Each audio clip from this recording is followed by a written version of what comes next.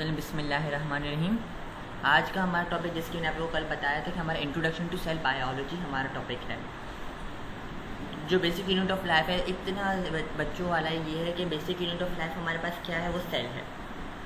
और आप लोग डिप्लोमा का पेपर भी अगर कहीं पे दे रहे हैं, जैसे फॉर एग्जांपल बहुत सारे डिप्लोमा के पेपर्स होते हैं, गवर्नमेंट हॉस्पिटल्स लेते हैं, तो उसके अंदर ये एमसीक्यूज तो हर साल आता है, what is the basic unit of life. फिर टिश्यू देते थे, ऑर्गन दे देते, सेल दे देते हैं, जो भी है cell is basic unit of life. ये आपके टेस्ट में तो नहीं है, लेकिन basic unit of life cell है। हमें बचपन में पढ़ा हुआ होगा, 9th क्लास में पढ़ा हुआ होगा कि सेल मिलके टिश्यू बनाते हैं, टिश्यू मिलके ऑर्गन, ऑर्गन मिलके ऑर्गन सिस्टम को हम ऑर्गेनिज्म कहते हैं। ठीक है। Cell biology is the study of cells, their physiology, वो काम कैसे करते हैं, स्ट्रक्चर क्या होता है, इंटरेक्शन क्या होता है उनका एनवायरनमेंट के साथ, इसको हम सेल बायोलॉजी में पढ़ते हैं। इंपॉर्टेंस ऑफ सेल बायोलॉजी क्या है, ये सारे फंडामेंटल प्रोसेस को हमारी बॉडी के अंदर कर रहा होता है, हमारी ग्रोथ को ये देखता है, रिप्रोडक्शन भी सेल्स पे होता है, ओवा एक सेल है, स्पर्म एक सेल है, रिस्पॉन्स टू स्टिमुलाई कर रहा होता है। नॉलेज ऑफ सेल बायोलॉजी हमारे पास ज़रूरी है, क्योंकि हमें कैंसर भी एक सेल है, डायबिटिक सेल्स की कमी की वजह से होता है। इन्फेक्शियस डिजीज़ क्या है, वो खुद भी सेल हैं, तो उनके ट्रीटमेंट एंड थेरेपीज़ के लिए हम सेल बायोलॉजी पढ़ते हैं। तो आप लोगों को इंपॉर्टेंस पता चलेगा। आप लोग को एज ए मेडिकल स्टूडेंट हम नहीं सोचते कि खून का कतरा क्यों बैठ के पढ़ रहे हैं हम लोग, तो खून के कतरे से ही सारी चीज़ें हमें पता चलती हैं कि हो क्या रहा हमारी बॉडी में। हमारे पास दो टाइप के सेल होते हैं, प्रोकैरियोट और यूकैरियोट। चलिए प्रोकैरियोट के कैरेक्टरिस्टिक पे आ जाते हैं। Like a nucleus and membrane bound organelles, ये बात हम सबको पता है कि हमारे पास जो प्रोकैरियोट सेल होते हैं उनके पास न्यूक्लियस सही वाला नहीं होता है, उनका सर्कुलर डीएनए होता है, उनको न्यूक्लियस नहीं होता है, उनके पास एंडोप्लाज्मिक रेटिकुलम नहीं होता है, उनके पास कुछ भी नहीं होता है, सिर्फ राइबोसोम्स होते हैं और न्यूक्लियस होता है। और अगर उनके पास एनर्जी, माइटोकॉन्ड्रिया वगैरह, तो सिर्फ ये छोटी छोटी चीज़ें उनके पास हो जाएंगी, ज़्यादा उनके पास कुछ चीज़ें नहीं होंगी, क्योंकि उनको भी एनर्जी चाहिए। तो माइटोकॉन्ड्रिया और क्लोरोप्लास्ट, क्योंकि हमारे पास बहुत सारे प्रोकैरियोट सेल्स हैं, हमारे पास जैसे कि एल्गी है, जो एल्गा लोग बोलते हैं, तो उसके अंदर क्लोरोप्लास्ट हमारे पास है, क्लोरोफिल हमारे पास मौजूद होता है। स्मॉलर और सिंपलर स्ट्रक्चर होते हैं कंपेयर टू यूकैरियोट्स। एग्जाम्पल है हमारे पास इकोलाई, इतना लंबा इसको करने की जरूरत नहीं है। इकोलाई हमारे पास बैक्टीरिया होता है, और आज हमारे पास हेलो बैक्टीरिया आता है। इसमें देख लेते हैं हम, कैप्सूल है, सेल वॉल है, प्लाज्मा मेम्ब्रेन है, न्यूक्लियोइड है, साइटोप्लाज्म है, राइबोसोम्स हैं, प्लाज्मिड है, और फिर हमारे पास फ्लैजिलम है।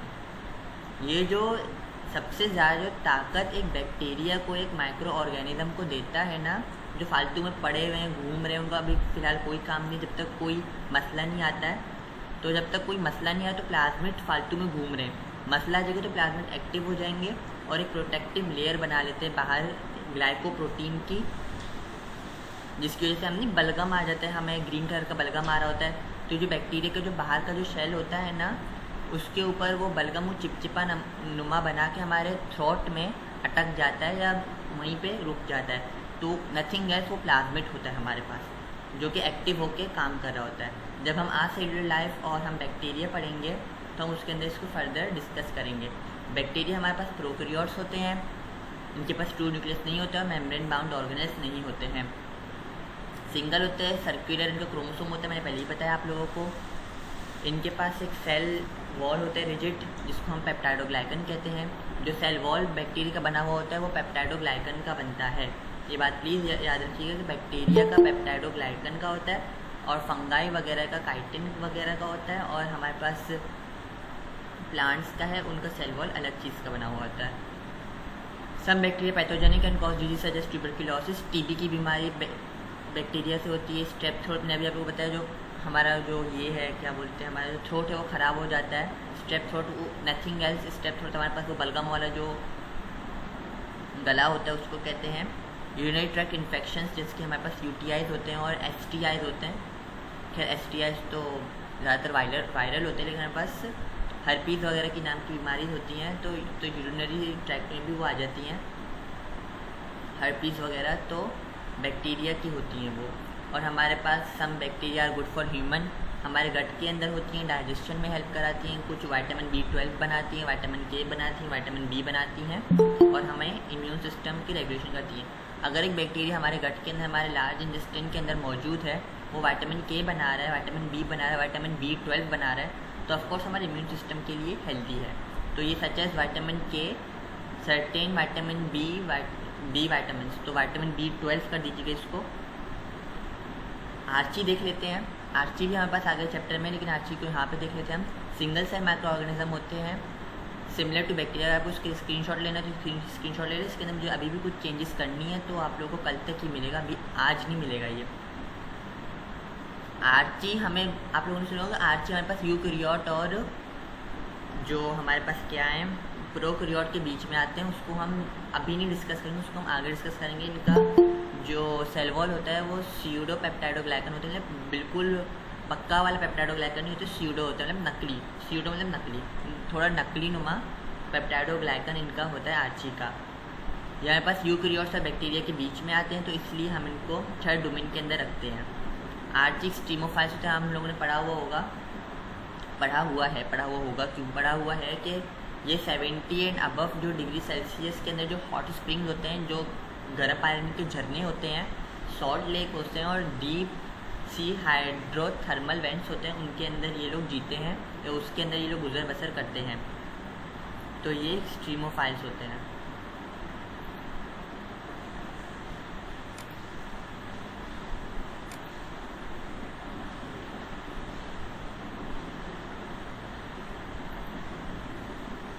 यहाँ तक सही। अब हम यूकैरियोट के ऊपर आ जाते हैं। इनके पास ट्रू न्यूक्लियस होता है, मेम्ब्रेन न्यूक्लियर मेम्ब्रेन के अंदर होते हैं। इनके पास माइटोकॉन्ड्रिया एंडोप्लाज्मिक रेटिकुलम जो कि हमारे पास मेम्ब्रेन बाउंडेड ऑर्गेनेल्स हैं। एग्जांपल्स हैं हमारे पास एनिमल्स, प्लांट्स, फंगस, प्रोटोक्टिस्ट या प्रोटिस्ट लिखा हुआ है, प्रोटोक्टिस्ट होता है या प्रोटिस्ट भी सही है। कौन बैठ के अभी स्पेलिंग चेक करेगा। एनिमल सेल हमारे पास, एनिमल सेल के अंदर सेल वॉल नहीं होता है, वो हमें पता है क्यों नहीं होता है। और एक और बात है कंटेन्स लाइसोसोम्स फॉर डाइजेशन। ये बात भी हमें पता है क्योंकि अगर सेल के अंदर कोई प्रॉब्लम वगैरह आ जाता है तो उसको कौन देख रहा होता है, उसको सेल्फ ईटिंग प्रोसेस जिसको हम कहते हैं कि अपने आप को खुद खा जाता है, कि किसी और नियर बाय सेल को कोई मसला है तो वो लाइसोसोम्स काम कर रहे होते हैं। हमारे पास जनरली राउंड होते हैं, इरेगुलर शेप में होते हैं। आप लोग देख रहे हैं बिल्कुल राउंड नहीं, इरेगुलर इन शेप है। सेकेंडरी वेसिकल्स की तरफ आप देख रहे हैं, यहाँ पे फुल भी जाता है बार बार बीच में। और हमारे पास एग्जाम्पल से स्किन सेल। प्लांट सेल के ऊपर आ जाते हैं। ये सेल्यूलोज से बना हुआ होता है इसका cell wall. Contain chloroplast for photosynthesis, large central vacuole for storage and maintaining turgor pressure. ये वही छोटी छोटी बातें हैं जो एमसीक्यूज में आती हैं, तो इसलिए मैंने ये यहाँ पे कर दी है। जनरली रेक्टेंगुलर इन शेप, जिसकी डायग्राम है, आप लोग डायग्राम देख लीजिएगा। अब फंगल सेल्स पे आ जाते हैं। Fungi are unicellular multicellular thick cell walled heterotrophs decomposers that eat decaying matter and make tangles of filaments. जो हमारे पास फंगल सेल होता है, कोई जानदार मर जाता है तो हम उसके ऊपर देखते हैं कि हरी हरी जो उसके ऊपर है पस आ जाती है। या कभी कभी हम पानी के ऊपर भी देख रहे होते हैं कि ग्रीन कलर का या ग्रीन कलर का अगर एल्गी होता है, लेकिन जो रेड रेड कलर का भी अगर पानी के ऊपर घूम रहा होता है, अगर एक पानी कहीं पे रुका हुआ हो जिसकी बारिश के बाद हम देखते हैं, तो वो नथिंग एल्स फंगल सेल है। पर आप मैसेजेस पढ़। चलें फंगल सेल पे आ जाते हैं। ऐसा जाऊँगा, कोई मसला नहीं है। फंगल हमारे पास यूनिसेल्युलर होते हैं, मल्टीसेल्युलर भी होते हैं हमारे पास, ठीक है। बारिश के पानी के अंदर, चलिए बारिश के पानी को छोड़ें, ये डिकेइंग जो हमारे पास मैटर होता है, हम लोगों ने जो इंट्रोडक्शन टू ऑर्गेनिक केमिस्ट्री उसके अंदर भी हम पढ़ा हुआ होगा कि कार्बन जो हमारे पास जो कार्बन के कंपाउंड्स हैं, ऑर्गेनिक कंपाउंड जो हमारे पास ज़मीन के नीचे धसे हुए होते हैं, ऑक्सीडेशन नहीं हो रही थी, डी ऑक्सीडेशन या बिना ऑक्सीडेशन के प्रोसेस के वो लोग अलग अलग चीज़ों में बन रहे होते हैं। जो हमारे पास शिलाजीत है, जो लोग खाते हैं शौक से हड्डियों के दर्द के लिए, पीठ के दर्द के लिए, वैसे खातूनों के लिए ज़्यादा अच्छा है वो, क्योंकि जब उनकी डिलीवरी होती है तो उनके जो साइनोवियल फ्लूइड होता है, तो वो उनका जो एम्ब्रायो या तो हम कहते हैं जो बेबी होता है वो सब कुछ वो ले लेता है। तो शिलाजीत खवातीन के लिए भी ज़्यादा अच्छा है। तो वो जो डिकम्पोज कर रहा होता है प्लांट के मटेरियल्स को, तो वो फंगल सेल्स होते हैं। और उनका टेंगल्स पता है ना कि बालों का जिसकी फंसना हो जाता है, बाल एक दूसरे में फंस जाते हैं, तो उसी तरह से टेंगल्स ऑफ फिलामेंट्स बनाते हैं ये। मतलब अजीब व गरीब किस्म की ये टेंगल्स ऑफ फिलामेंट्स बनाते हैं। जो हमारे पास सेल वॉल होता है वो काइटिन का बना हुआ होता है। हमारे पास कुछ चीज़ें हैं फंगल सेल की जो कि अच्छी चीज़ों के लिए होती हैं और कुछ बुरी चीज़ों के लिए होती हैं। Some species cause disease in plants, animals and humans. Example ringworm and fungal infection in plants. जो रिंगवॉर्म होते हैं वहाँ पर इंटेस्टिन्स में होते हैं, और जितना भी खाना वगैरह है स्मॉल इंटेस्टिन में ये फंगल सेल खा जाता है, तो इसलिए हमें न्यूट्रिशन सही से नहीं मिलती है। Used in production of antibiotics penicillin. बहुत सारे लोग बैक्टीरिया का सेल या बैक्टीरिया टिक करके आ जाते हैं कि इसकी एग्जाम्पल पेनिसिलिन की क्या है, बैक्टीरिया टिक करके आ जाते हैं, लेकिन वो असल में फंगल सेल है। अब हम आते हैं प्रोटिस्ट सेल के ऊपर। हमारे पास वैरायटी ऑफ शेप्स होती हैं, जिसकी हमने पैरामीशियम हमने पढ़ा है हमारे पास इंटर में, और क्लेमाइडोमोनास है हमारे पास, वो पुरानी बुक में है, पुरानी बायोलॉजी की बुक में क्लेमाइडोमोनास भी है, लेकिन न्यू बुक में क्लेमाइडोमोनास का जिक्र नहीं किया हुआ है, मेरे ख्याल से पैरामीशियम का भी नहीं किया हुआ है। तो प्रोटिस्ट हमारे पास पैरामीशियम और क्लेमाइडोमोनास होते हैं हमारे पास, डिफरेंट शेप्स में और डिफरेंट साइज़ में होते हैं। ये यूनिसेल्युलर से मल्टीसेल्युलर की फॉर्म में होती हैं। इन सब के पास सेल मेम्ब्रेन होता है और इनके पास सेल वॉल भी होता है। सेवरल हमारे पास जो प्रोटिस्ट हैं वो पैथोजेनिक टू ह्यूमन है, कॉजिंग डिजीज़ लाइक मलेरिया। ठीक है, प्रोटिस्ट सेल भी हो गया। अब हम सेलुलर कंपोनेंट, हमारा मेन टॉपिक है, जहाँ से हमारा असली चीज़ शुरू होगा, हम वो पढ़ लेते हैं। ठीक है, cellular compartments refer to the various specialized structures within a cell, each performing specific functions. सारे सेल के कंपोनेंट सारे काम नहीं कर रहे होते हैं। न्यूक्लियस के अंदर अलग काम हो रहा होगा, न्यूक्लियस में जो काम हो रहा है वो राइबोसोम नहीं करेगा। न्यूक्लियस के अंदर अगर ट्रांसक्रिप्शन हो रही है, ट्रांसलेशन हो रही है, तो राइबोसोम आके हमारे पास अलग जगह से वो प्रोटीन बनाएगा। न्यूक्लियस के अंदर प्रोटीन नहीं बनते, हर किसी का स्पेसिफिक अलग फंक्शन होता है। अगर एक ही बंदा सारे काम करना शुरू कर दे तो वो बंदा सारे काम कर ही नहीं सकता, तो फंस जाएगा। तो इसी तरह सेल के अंदर भी एक स्ट्रक्चर सारे काम नहीं कर सकता, सबका अलग अलग फंक्शन होता है। ठीक है, ये कंपार्टमेंट्स एक दूसरे के अंदर को एग्जिस्ट कर रहे होते हैं within a single cell. हर एक की अपनी पीएच होती है और अपनी आयनिक कंपोजिशन होती है।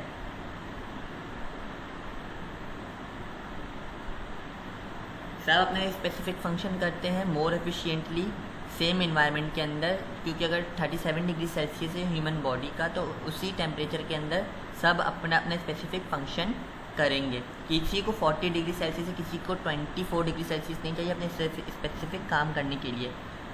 सिर्फ हमारे पास जो हमारे मेल रिप्रोडक्टिव स्पीशीज़ होते हैं, तो उनके जो स्पर्मेटोजेनेसिस का जो प्रोसेस है वो शुरू कब होता है, जब 35 या 34 डिग्री सेल्सियस, मतलब कुछ थोड़ा कम, 37 से थोड़ा कम हो जाए, तो तब वो इफ़ेक्टिवली काम करना शुरू करते हैं। वरना बाकी सबको 37 डिग्री सेल्सियस या मतलब रूम टेम्परेचर चाहिए काम करने के लिए। सही है। जो हमारे पास मैनी ऑफ दी स्ट्रक्चर्स होती है, या तो ये 1 या तो 2 मेम्ब्रेन से सराउंड करते हैं। In addition to the membrane bound structures, eukaryotes have a complex cytoskeleton made of 3 distinct different components, microtubules, actin filaments and intermediate filaments. ये भी हम आगे पढ़ेंगे। अब इसी को यहाँ तक रखते हैं। साइटोस्केलेटन, अभी जैसे कि मेरे पास स्किन है, मेरे पास हार्ट है, मेरे पास लंग्स है, मेरे पास रिप्रोडक्टिव ऑर्गन्स है, मेरे पास डाइजेस्टिव ऑर्गन्स, मेरे पास सारे किस्म के ऑर्गन्स मेरे पास मौजूद है, नर्वस सिस्टम भी मेरे पास मौजूद है। लेकिन अगर मैं स्केलेटन अपना निकाल दूँ या किसी का भी मैं स्केलेटन निकाल दूँ, तो वो क्या हो जाएगा, वो तो बिल्कुल जेली स्लाइम बन के नीचे गिर जाएगा, फैल जाएगा, तो वो कुछ भी नहीं कर सकता। दिल पेट के अंदर घुस रहा है, पेट आंतों के अंदर घुस रहा है, आंतें रिप्रोडक्टिव ऑर्गन्स में घुसी, सब एक दूसरे के साथ मिल ले रहा है। तो इसी तरह से अगर सेल के अंदर भी सारी चीज़ें फ्रीली मूव ऑन कर देगी, उसके टक्कर मार मार के एक दूसरे को मार डालेंगी, तो इसीलिए हर चीज़ को चलने के लिए एक स्केलेटन चाहिए होता है। हम जब बिल्डिंग भी बना रहे होते हैं तो उसके लिए पहले हम एक ढांचा तैयार कर लेते हैं, फिर ढांचे के बाद फिर उसके अंदर और काम करना शुरू कर देते हैं। तो हमें ढांचा ज़रूरी ही चाहिए। ठीक है, अब हम न्यूक्लियस पे आ जाते हैं। सबसे इम्पॉर्टेंट जो हमारे पास जगह होती है, जिसको हम ब्रेन ऑफ द सेल भी कहते हैं, न्यूक्लियस हमारे पास ब्रेन है सेल का। तो जितने भी हमारे पास जो काम हो रहे होते हैं सेल के अंदर, तो सेल का अपना जो ब्रेन है न्यूक्लियस, वो सारे काम करा रहा होता है। मेम्ब्रेन बाउंडेड न्यूक्लियस होता है, कंट्रोल सेंटर, या तो फिर हमारे पास ब्रेन होता है हमारे सेल के अंदर। हमारे पास अलग अलग किस्म के न्यूक्लियाई होते हैं। हमारे पास ऑस्टियोक्लास्ट होते हैं हमारे पास, जो कि हमारे हड्डियों में होते हैं, और एरिथ्रोसाइट्स हमारे पास रेड ब्लड सेल्स में होते हैं। लेकिन रेड ब्लड सेल्स हमारे पास उनके पास न्यूक्लियस नहीं होता है, और ऑस्टियोक्लास्ट के अंदर हमारे पास बहुत ज़्यादा न्यूक्लियाई होते हैं। एरिथ्रोसाइट्स जब बन रहे होते हैं फॉर्मेशन के टाइम पे, जब माइटोसिस हो रही होती है तो न्यूक्लियस उनके अंदर मौजूद होता है, लेकिन जब वो जैसे ही फुली डेवलप हो जाते हैं तो उनका जो न्यूक्लियाई है वो ख़त्म हो जाता है, बाइकॉन्केव शक्ल आ जाती है और वो बिना न्यूक्लियस के घूम रहे होते हैं। तो अगर एमसीक्यू में आता है कि कौन सा ऐसा सेल है जिसके अंदर न्यूक्लियस है ही नहीं ह्यूमन के अंदर, तो हमारे पास एरिथ्रोसाइट है, मैंने यहाँ पे मेंशन कर दिया है। Functions of nucleus include genetic information storage, genetic expression regulation, DNA replication, DNA को हम रेप्लिकेट कैसे करते हैं, आरएनए प्रोसेस कैसे होता है, आरएनए असेंबली कैसी होती है, सेल साइकिल कैसे रेगुलेट होता है और न्यूक्लियर ट्रांसपोर्ट कैसे होता है, ये सब हमारे पास न्यूक्लियस कर रहा होता है। न्यूक्लियस के जो पार्ट है हमारे पास न्यूक्लियर मेम्ब्रेन होती है, यहाँ पे बनी हुई है न्यूक्लियर मेम्ब्रेन है हमारे पास, जो छेद वाला स्ट्रक्चर नजर आ रहा है न्यूक्लियर मेम्ब्रेन है। इसके अंदर बीच में हमारे पास अंदर न्यूक्लियस के अंदर क्रोमोसोम्स होते हैं, न्यूक्लियोप्लाज्म होता है हमारे पास, न्यूक्लियोलस होता है हमारे पास, क्रोमोसोम्स होते हैं जिनके अंदर डीएनए होता है, जेनेटिक ब्लूप्रिंट होता है ऑर्गेनिज्म का। Nucleolus is the site of RNA synthesis and ribosome assembly. अभी आप लोग मुझे एक बात बता दें, आप लोगों को यहाँ तक समझ में आ गया है? माइटोकॉन्ड्रिया पे मूव करें या कोई अगर किसी को कोई सवाल है तो पूछिए।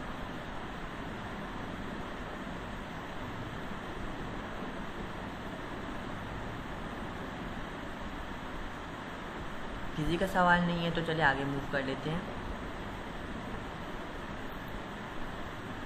माइटोकॉन्ड्रिया ये भी मेम्ब्रेन बाउंड ऑर्गेनेल होता है।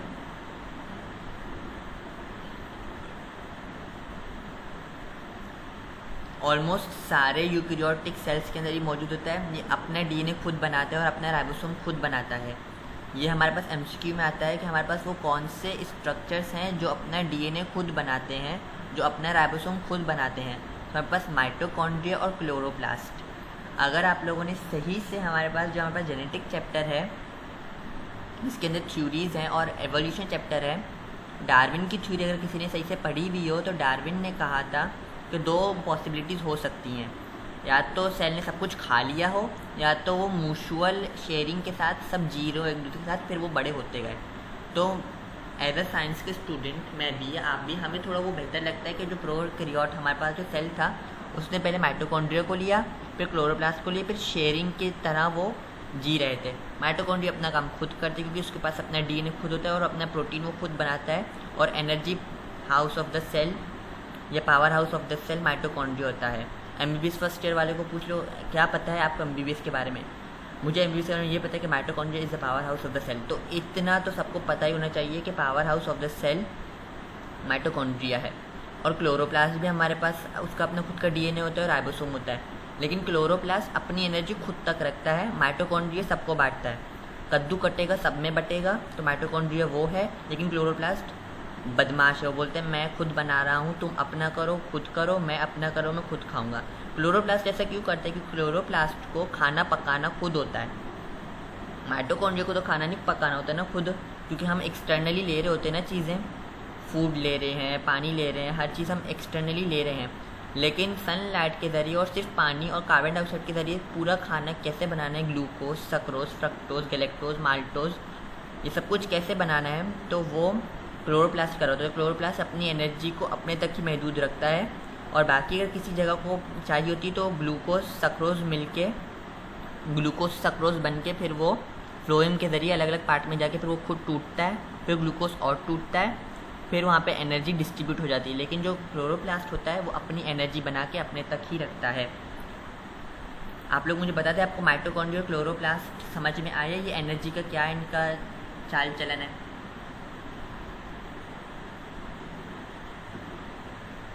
मुझे मेरी बायोलॉजी की टीचर ने ऐसा पढ़ाया होता, आज मैं पता नहीं कहाँ होता, तो कर पास हूँ, फिर सेकेंड का हाँ बायो में पास हूँ, फिर ऐसा चल रहा था मेरा। खैर आगे आते हैं माइटोकॉन्ड्रिया पे। माइटोकॉन्ड्रिया हमने यहाँ तक कर लिया कि अपना डीएनए और राइबोसोम बनाता है। माइटोकॉन्ड्रिया सेलुलर रेस्पिरेशन करवाता है, हमारे पास एटीपी बनाता है, energy currency of the cell इसको कहते हैं, इसको हम power house of the cell भी कहते हैं। एडिशनली माइटोकॉन्ड्रिया हमारे पास स्टोर करते हैं कैल्शियम को for cell signalling activities regulate metabolic activities and mediate cell growth and death. Calcium हमारे पास वहाँ पे आ जाता है जहाँ पे हमारे पास एक्टिन और मायोसिन के जो फिलामेंट्स होते हैं हमारे मसल्स के अंदर जब कॉन्टैक्ट कराना होता है तो वहाँ पे कैल्शियम आ जाता है एटीपी के साथ मिलके, फिर वो अपना काम शुरू कर लेते हैं। हम लोग ये चैप्टर सपोर्ट एंड मूवमेंट में इसको कैल्शियम वाले काम को डिटेल में पढ़ेंगे। रेगुलेट मेटाबॉलिक एक्टिविटीज़ ये हम लोग डाइजेशन में सही से पढ़ेंगे। और mediate cell growth and death,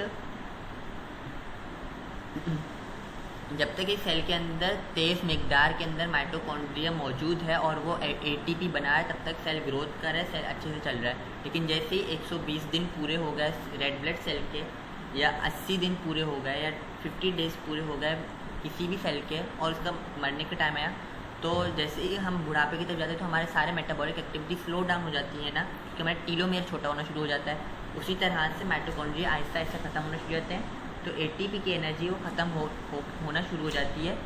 जब एटीपी नहीं बन रहा, एनर्जी नहीं मिल रही, तो ऑफकोर्स वो सेल डेथ कर जाएगा और वो मर जाएगा। फिर वो स्प्लीन में जाके फिर ख़त्म हो जाते हैं। फिर बिलुरिबिन वहाँ से आता है लिवर के अंदर, फिर लिवर के अंदर से फिर वो हमारा इंटेस्टिन्स में चला जाता है। फिर इंटेस्टिन में जो हमारे पास फीसिस का जो येलो कलर होता है, ब्राइट येलो कलर होता है, वो बिलुरिबिन की वजह से होता है। और बिलुरिबिन इज़ नथिंग एल्स, जस्ट हमारा लाल खून है वो मर चुका होता है। जब आप लोगों को पता है कि लाल कलर के खून में बस क्या है, हीम बोलते हैं हम उसको, आयरन है उसके अंदर। जब हम देखते हैं आयरन को हम बाहर निकाल रहे होते हैं तो उसके अंदर क्या होता है, जब आयरन बिल्कुल प्योर स्टेट में होता है तो वो गोल्डन चमकदार होता है, गोल्डन नहीं होता सॉरी, सिल्वर कलर का चमकदार हमारे पास आयरन होता है। लेकिन जैसे ही हम बहुत जगह पे हम देखते हैं ब्लैकिश कलर का भी होता है, लेकिन हम उसको जैसे ही बाहर हवा में छोड़ देते हैं तो ऑक्सीजन की वजह से वो लाल होकर सड़ना शुरू हो जाता है, फिर आखिर में वो काला हो जाता है। तो उसी तरह फीसिस का भी यही हाल होता है, शुरू में वो ब्राइट येलो का होते हैं, फिर वो जब बाहर आ जाते हैं तो वो आहिस्ता आहिस्ता फिर वो डिकम्पोजन शुरू होती है, क्योंकि उसके अंदर क्या है, बिलुरिबिन है। बिलुरिबिन इज़ नथिंग एल्स। हीम है, हीम क्या है, हीम भी नथिंग एल्स। आयरन है, आयरन को जैसे ही ऑक्सीडेशन मिल रहा होगा तो वो अपना रंग चेंज करता रहेगा। इतनी गंदी बात है लेकिन खैर होता है, अब क्या करें। अभी हमें तो पढ़ना है ना, हम तो गंदगी गलासत लेके नहीं चल सकते ना। अगर हम लोग ये सोच के चलेंगे तो इस फील्ड में होने का क्या फ़ायदा। और मुझे इंशाल्लाह यकीन है, मेरे पास जितने भी स्टूडेंट्स इस क्लास में हैं या इस बैच में हैं, इंशाल्लाह सबका अपने फेवरेट यूनिवर्सिटी में इंशाल्लाह मुझे यकीन है सबका हो जाएगा दाखिला। कोई भी नहीं रहेगा घर पे, इसी साल सबका होगा।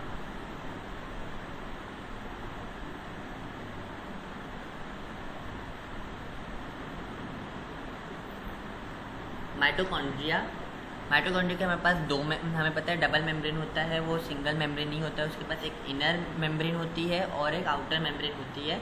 इंटर मेम्ब्रेन स्पेस की मदद से वो एक दूसरे से जुदा होता है। जो इनर मेम्ब्रेन है वो फोल्ड्स में बन जाता है। फोल्ड्स को हम क्या कहते हैं, क्रिस्टा बोलते हैं, क्रिस्टर्नी कहते हैं। और क्रिस्टर्नी के अंदर ही हमारे पास एटीपी की सिंथेसिस हो रही होती है। हमारे पास एटीपेज नाम के रिसेप्टर बाइंडिंग साइट्स होती हैं। यहाँ पे हाइड्रोजन वगैरह, वहीं जो पहले हमने पढ़ा था कि हाइड्रोजन गुजरता है, एटीपी बन जाता है, सेल मैट्रिक्स होता है, ये हमने बायोएनर्जेटिक्स में पढ़ लिया था।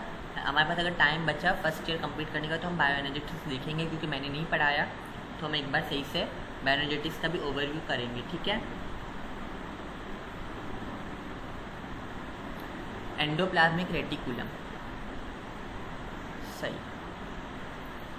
एंडोप्लाज्मिक रेटिकुलम तो मेरे ख्याल से न्यूक्लियस का देखिए, न्यूक्लियस और माइटोकॉन्ड्रिया और क्लोरोप्लास्ट, ये ऐसी चीज़ है जो हम बार बार रिपीट कर रहे होते हैं। फोटोसिंथेसिस कौन कर रहा है, क्लोरोप्लास्ट झट से निकल जाता है। राइबोसोम क्या कर रहा है, प्रोटीन बना रहा है, झट से निकल जाता है। माइटोकॉन्ड्रिया क्या है, power house of the cell है। न्यूक्लियस क्या है, ब्रेन ऑफ द सेल है, control centre of the cell है। लेकिन हमारे पास ये जो एंडोप्लाज्मिक रेटिकुलम है इसकी ज़्यादा चर्चा होती ही नहीं है, तो इसीलिए हमें पता ही नहीं चलता कि एंडोप्लाज्मिक रेटिकुलम करता क्या है। सबसे पहले एंडोप्लाज्मिक रेटिकुलम का ये हम वो ले लेते हैं कि ये हमारे पास ट्यूबुलर मेम्ब्रेन्स होती हैं, ये फैले हुए होते हैं, ये ऐसे, ये जो हम देख रहे हैं ना न्यूक्लियस के पोर से जो निकल रही है जगह, और ऐसे हमारे पास नेटवर्क्स बने हुए, ट्यूब्स बने हुए। तो ये जो ट्यूब्स बने हुए हैं ना हमारे पास, इनको हम नथिंग एल्स, ये हमारे पास एंडोप्लाज्मिक रेटिकुलम होते हैं। एंडोप्लाज्मिक रेटिकुलम हमारे पास यूकैरियोटिक के सेल के साइटोप्लाज्म में होते हैं। दो टाइप के होते हैं हमारे पास, रफ और स्मूथ। रफ होता है हमारे पास वो राइबोसोम्स बनाता है, राइबोसोम्स क्या करता है, हमारे पास प्रोटीन सिंथेसिस करवाता है, सही है। और जो हमारे पास स्मूथ होता है वो इसेंशियल सिंथेसिस ऑफ लिपिड्स करवाता है, जैसे कि फॉस्फोलिपिड्स और कोलेस्ट्रॉल करवाता है। रफ रफ होता है, जिसकी वजह से राइबोसोम वहाँ पे आके अटैच हो जाते हैं और उनको सही से मॉडिफाई करवाता है। रफ एंडोप्लाज्मिक रेटिकुलम, जो हमारे पास स्मूथ एंडोप्लाज्मिक रेटिकुलम होता है जिसके ऊपर राइबोसोम्स बैठ नहीं होते हैं, तो हमारे पास सिंथेसिस करवाता है इसेंशियल लिपिड्स की, जिसमें हमारे पास कोलेस्ट्रॉल और फॉस्फोलिपिड्स आ जाते हैं। तो देखा आप लोगों ने कि हमारी बॉडी क्या कर रही है, जो हमारे पास स्मूथ एंडोप्लाज्मिक रेटिकुलम है वो क्या बना रही है, हमारे पास फॉस्फोलिपिड्स बना रही है, हमारे पास कोलेस्ट्रॉल भी खुद ही बना रही है। लेकिन अगर हम एक्सटर्नली भी उसको कोलेस्ट्रॉल दे रहे हैं और हम फिर एक्सरसाइज नहीं कर रहे, जिम नहीं जा रहे हैं, बहुत सारी माएँ होती हैं हमारे घर पे, अम्मियाँ होती हैं, लड़कियों को बोलते हैं नहीं नहीं नहीं वॉक कर लो, बर्तन धो लो, झाड़ू पोंछा मार लो, इससे क्या हो जाएगा, आप लोगों का एक्सरसाइज हो जाएगा। इस बात को मैं बिल्कुल डिनाई करता हूँ। हमारी अम्मियाँ बेचारी नहीं समझती हैं इस बात को। अम्मियों को मैं बैठ के कुछ नहीं बोल सकता, मेरी जन्नत है वो। लेकिन जिम जाना बहुत ज़रूरी है अगर आप लोग चाहते हैं कि आगे प्रॉब्लम्स ना हो, क्योंकि रिमेटिज आर्थराइटिस के अगर आप लोग मरीजों को अगर हॉस्पिटल में जाके देखें, खासतौर पे सिविल हॉस्पिटल में, तो आप लोग तौबा कर लेंगे कि अल्लाह माफ़ करे ऐसा भी होता है। चल नहीं सकते और उनके घुटनों से बार बार एक लंबा इंजेक्शन डाल के उनका साइनोवियल फ्लूइड खींच के निकाले होते हैं, चिल्ला रहे होते हैं मरीज लेट के। खैर, डराने का मकसद ये कि आप लोग जिम ज्वाइन करें, या तो हर रोज़ रनिंग करें, 9000 स्टेप की रनिंग तो ज़रूरी करें। एक और बात है हमारे पास ये बात होगी, लिवर सेल के अंदर भी हमारे पास ये होते हैं, मेटाबोलाइज कराते हैं और डिटॉक्सीफाई कराते हैं various substances including drugs. Muscles के अंदर हमारे पास जो स्मूथ एंडोप्लाज्मिक रेटिकुलम होता है वो storing and regulating of calcium ions करवा रहा होता है। तो इसको जो मसल्स वाला जो हमारा ये है, इसको हम डिटेल में वापस पढ़ेंगे कब, जब हमारा सपोर्ट एंड मूवमेंट स्टार्ट होगा, क्योंकि अभी इसको छेड़ने का फ़ायदा नहीं, फिर हमारा ये चैप्टर रह जाएगा। और ये जो लिवर का सेल है इसका भी मैं बताऊँगा कि ये कैसे करता है, ये हम डाइजेशन वाले चैप्टर में इंशाल्लाह पढ़ेंगे आगे मतलब बस 1 या 2 हफ्ते बाद हम डाइजेशन तक इंशाल्लाह पहुंच जाएंगे। एंडोप्लाज्मिक रेटिकुलम के पास हमारे पास, मैंने अभी पहले बताया कि यहाँ पर भी सिस्टर्नी होते हैं।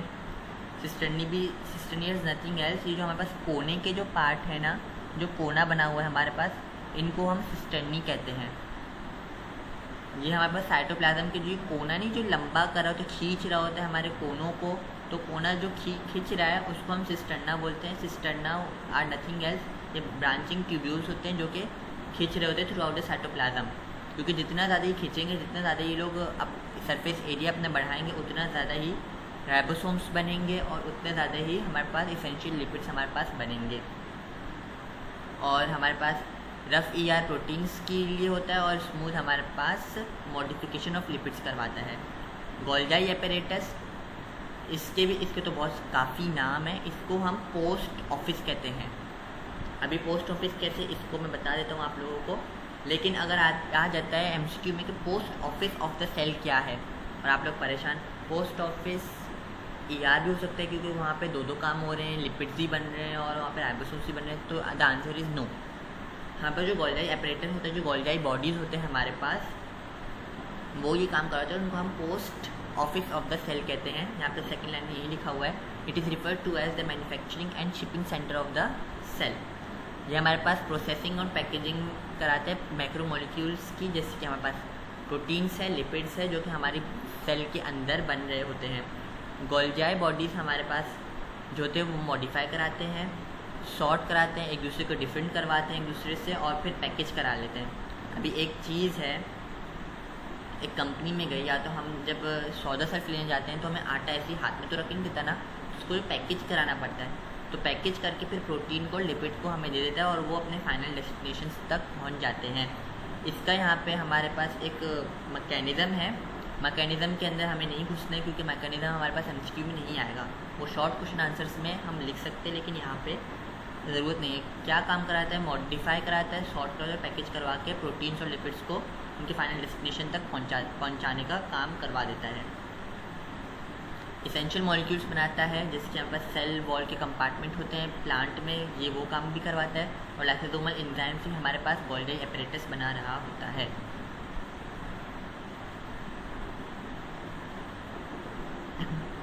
ये इसकी डायग्राम है। और बस ख़त्म होने वाला है, अगर कोई थक चुका है तो बस थोड़ा सा बच्चा है, फिर ये ख़त्म हो जाएगा हमारा, ठीक है। गोल्गी एपरेटस हमारे पास ज़्यादा नंबर में तो नहीं होते, लेकिन हमारे पास फ्यू होते हैं, एक या एक से ज़्यादा भी हो सकते हैं। प्लांट के सेल में हमारे पास ज़्यादा होते हैं, क्योंकि वही बात है, प्लांट को अपना खाना खुद बनाना पड़ता है, अपनी चीज़ों को खुद पैकेज करना पड़ता है। लेकिन हमारे पास ये काम करने के लिए एनिमल बॉडी के अंदर हमारे पास लिवर भी कर रहा होता है, हमारे पास मसल्स भी होते हैं, हमारे पास स्किन भी होता है, हमारे पास और भी बाकी ऑर्गन्स है, हमारे पास किडनी भी फिल्टर कर रहा होता है, हमारे पास सब बहुत सारे ऑर्गन्स है, बहुत सारा काम एक साथ चल रहा होता है। लेकिन प्लांट्स के अंदर वहीं सिर्फ और सिर्फ एक पत्ता है और जो हरी डंडियाँ हैं वो ये काम करा रही होती हैं, और कोई वो काम नहीं करवाता। तो इसके लिए प्लांट के अंदर गोल्गी एपरेटस ज़्यादा होते हैं। गोल्गी एपरेटस हमारे पास 4 से लेकर 8 क्रिस्टल्ना से बना होता है। नंबर वेरी कर सकते हैं डिफरेंट ऑर्गेनिजम्स में, ठीक है।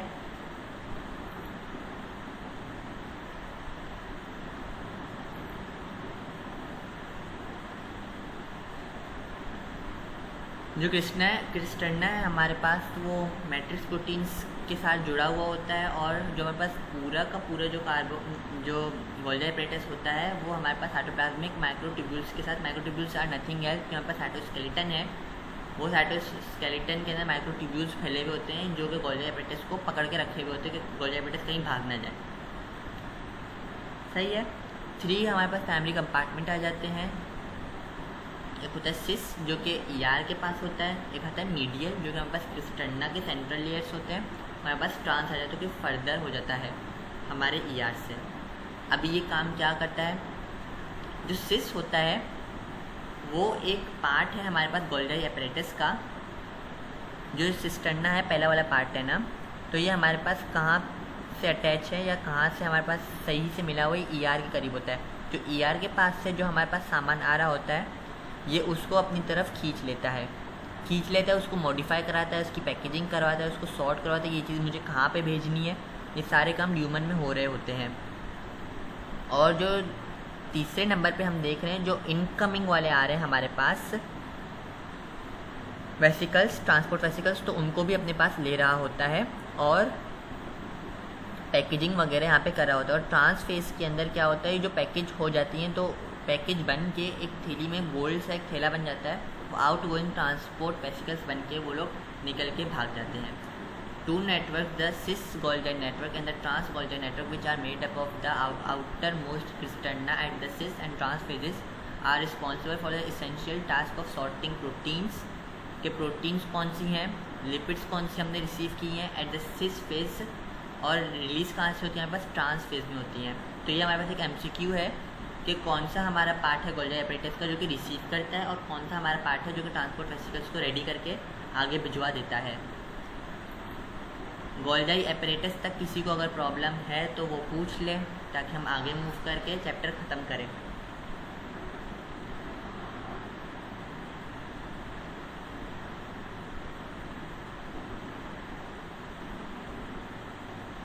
MCQ हमारे पास ये है, एक मिनट मेरी सांस जा रही है, पता नहीं क्या हो रहा है मुझे। आज मेरे घर मैंने चाय नहीं पीने, इसलिए मेरे सर में दर्द हो, मेरी सांस जा रही है। मुझे चाय नहीं पी तो मुझे कुछ होता है, मैं भी नशाई बन चुका हूँ। तो हमारे पास जो सिस एंड होता है हमारे पास वो रिसीविंग एंड होता है, और जो ट्रांस एंड होता है हमारे पास वो आउट गोइंग एंड होता है, वो बाहर निकाल के फेंक देता है। जो चीज़ तैयार हो गई उसको निकाल देता है, और जो चीज़ आ रही है हमारे पास बाहर से ER से, ER क्या है, ER is nothing else endoplasmic reticulum, जहाँ से हमारे पास जो प्रोटीन्स और लिपिड्स आ रहे हैं, प्रोटीन्स कहाँ से आ रही हैं, रफ एंडोप्लाज्मिक रेटिकुलम से आ रही हैं, और हमारे पास लिपिड्स हैं वो स्मूथ एंडोप्लाज्मिक रेटिकुलम से आ रही हैं। ये दोनों आके सिस पे आ जाके अटैच हो जाती हैं, ल्यूमन में ये मॉडिफाई हो जाती हैं, शॉर्ट हो जाती हैं और पैकेज हो जाती हैं, और फिर ट्रांस से ये बाहर निकल के भाग जाती हैं। बस ये यहाँ तक है गोल्गी एपरेटस का। अभी हम आगे बढ़ते हैं। लाइसोसोम्स आर नथिंग एल्स, मैंने आप लोगों को पहले बताया। लाइसोसोम्स क्या करते हैं, अपने आप को खुद खा जाते हैं, या तो अगर कोई प्रॉब्लम आ जाती है, म्यूटेशन आ जाती है किसी सेल के अंदर, ये म्यूटेशन किसी और सेल के अंदर ना आ जाए तो अपने आप को खुद खा जाना। एसिडिक इन नेचर होते हैं, पिघलाना बिल्कुल सेल का काम ही तमाम करना है तो उसको एसिडिक मीडियम के अंदर रख के उसका सारा काम ही तमाम करा देते हैं, ताकि उसको कोई भी पार्ट ना बचे। तेज़ाब के अंदर कोई चीज़ में डालूंगा तो वो बिल्कुल पिघल के ख़त्म हो जाएगी ना, कुछ बचेगा थोड़ी। एसिडिक होते हैं, मेम्ब्रेन बाउंड ऑर्गेनेल्स होते हैं हमारे पास, ये हमारे पास गोल्गी एपरेटस से बन के तैयार होके आ रहे होते हैं। कहाँ से बनते हैं? गोल्गी एपरेटस से बनते हैं।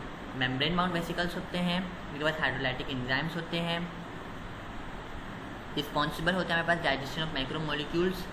ओल्ड सेल पार्ट जो हमारे पास पुराने सेल पार्ट हो चुके हैं उनको ये खा जाता है, और जो माइक्रो ऑर्गेनिजम्स आते हैं, अगर कोई माइक्रो ऑर्गेनिज्म किसी सेल के ऊपर आके अटैच हो चुका है तो वो सेल फिर किसी और को भी म्यूटेशन में डाल सकते, तो इसलिए वो उसको भी खा जाता है और डाइजेशन करवाता है मैक्रोमोलिक्यूल, जैसे कि हमारे पास पॉलीसेक्राइड्स हैं, प्रोटीन्स हैं और लिपिड्स हैं और न्यूक्लिक एसिड्स हैं उनके लिए।